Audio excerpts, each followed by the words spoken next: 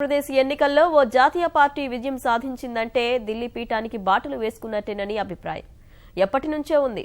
మరి అంతటి ప్రాధాన్యం కలిగిన ఉత్తరప్రదేశ్లో ప్రభుత్వ పగ్గాలు చేపట్టే ముఖ్యమంత్రులు మాత్రం ప్రత్యక్ష ఎన్నికల్లో పోటీ చేసిన దాఖలాలు చాలా తక్కువే.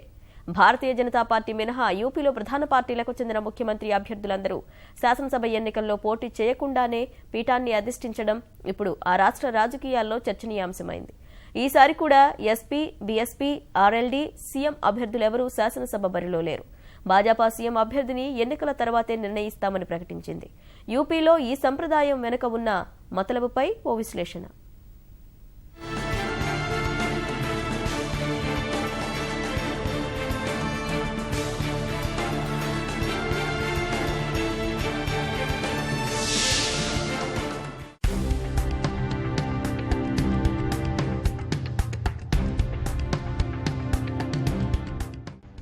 ఉత్తరప్రదేశ్ దేశంలోనే అతిపెద్ద రాష్ట్రం. అందుకే ఢిల్లీ పీఠానికి దగ్గరదారిగా అంతా భావిస్తారు.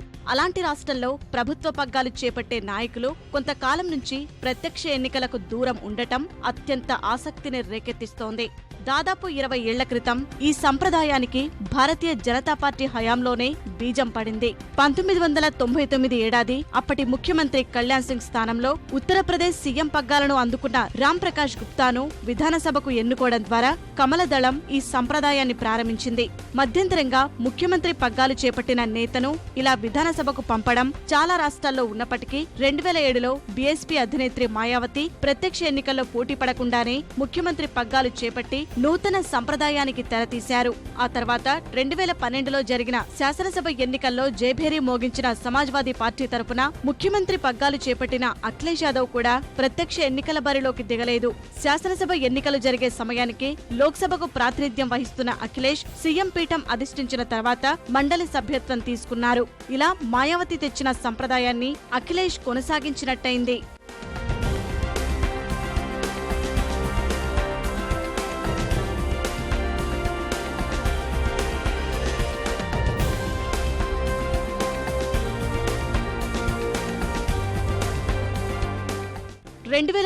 శాసనసభ ఎన్నికల సమయానికి లోక్సభ సభ్యుడిగా ఉన్నందున అసెంబ్లీ ఎన్నికల్లో పోటీ చేయని అఖిలేష్ ఈసారి రాష్ట్ర రాజకీయాల్లోనే ఉన్నా పోటీకి దూరంగానే ఉంటున్నారు. ప్రస్తుతం శాసనమండలి సభ్యుడిగా ఉన్న అఖిలేష్ పదవీకాలం వచ్చే ఏడాది వరకుంది. ఏడాదిలోనే పదవీకాలం ముగిసిపోనున్నందున అఖిలేష్ శాసనసభ ఎన్నికల్లో పోటీ చేస్తే బాగుంటుందనే అభిప్రాయం వ్యక్తమవుతోంది. అయితే సమాజ్వాదీ పార్టీ వర్గాలు మాత్రం అఖిలేష్ నిర్ణయాన్ని సమర్థించుకునే ప్రయత్నం చేస్తున్నాయి. మరో అడుగు ముందుకేసి ప్రత్యక్షంగా ఎన్నికల బరిలో లేకుంటే పార్టీ అభ్యర్థుల తరపున ప్రచారం చేయటానికి మరింత సమయం లభిస్తుందనే వాదనలు వినిపిస్తున్నాయి.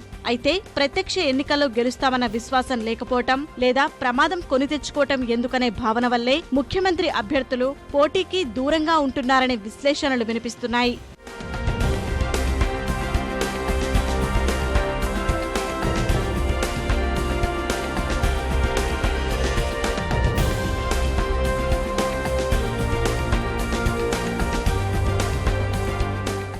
ఇలా ప్రధాన రాజకీయ పక్షాలకు చెందిన కీలక నేతలు ప్రత్యక్ష ఎన్నికలకు దూరంగా ఉండటానికి కొంత సెంటిమెంట్ కూడా కారణమనే వాదన వినిపిస్తోంది. ప్రత్యక్ష ఎన్నికల్లో పోటీ చేయకుంటే పార్టీ ప్రచారంపై పూర్తి స్థాయిలో దృష్టి పెట్టవచ్చనే వాదన ఒకటైతే కొన్ని నమ్మకాల వల్ల కూడా కొందరు నేతలు ప్రత్యక్ష ఎన్నికలకు దూరంగా ఉంటున్నారు. అఖిలేష్ మాత్రమే కాదు, ప్రస్తుతం రాజ్యసభకు ప్రాతినిధ్యం వహిస్తున్న బీఎస్పీ అధినేత్రి మాయావతి కూడా ఉత్తరప్రదేశ్ శాసనసభ ఎన్నికల్లో పోటీకి దూరంగా ఉన్నారు. ఆ పార్టీ తరపున ముఖ్యమంత్రి అభ్యర్థిగా ఉన్న ఆమె తాను 2007 ఎన్నికల్లో మొదలుపెట్టిన సెంటిమెంట్ కలిసి వచ్చిందనే కారణంతోనే ఈసారి కూడా ఎన్నికలకు దూరంగా ఉన్నారనే వాదన ఉత్తరప్రదేశ్ రాజకీయ వర్గాల్లో ప్రచారం జరుగుతోంది. 1995, 97, 2002లో 3 సార్లు సీఎం పగ్గాలు చేపట్టిన మాయా హరోరా స్థానం నుంచి ఎన్నికయ్యారు. ఇక రాష్ట్రీయ లోక్దళ్ కు చెందిన జయంత్ చౌదరి కూడా పార్టీ ప్రచార భారాన్ని మొత్తం నిర్వర్తిస్తూ శాసనసభ ఎన్నికల్లో పోటీకి దూరంగా ఉన్నారు.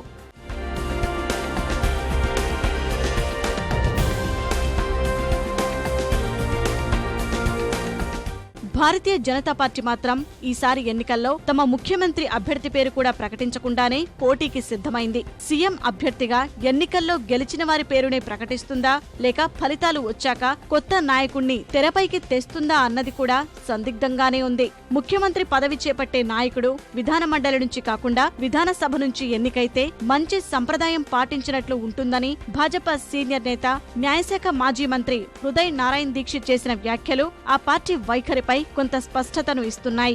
ఒక్క 1999లో మినహా తమ పార్టీ ప్రత్యక్ష ఎన్నికల్లో గెలిచిన వారికే ముఖ్యమంత్రి పగ్గాలు అప్పగించే విధానాన్ని అనుసరిస్తోందని హృదయ్ నారాయణ్ దీక్షిత్ గుర్తు చేశారు. 2000 సంవత్సరంలో సీఎం పదవి చేపట్టిన రాజ్నాథ్ సింగ్ హైదర్గఢ్ శాసనసభ స్థానం నుంచి ఎన్నికైన విషయాన్ని గుర్తు చేశారు.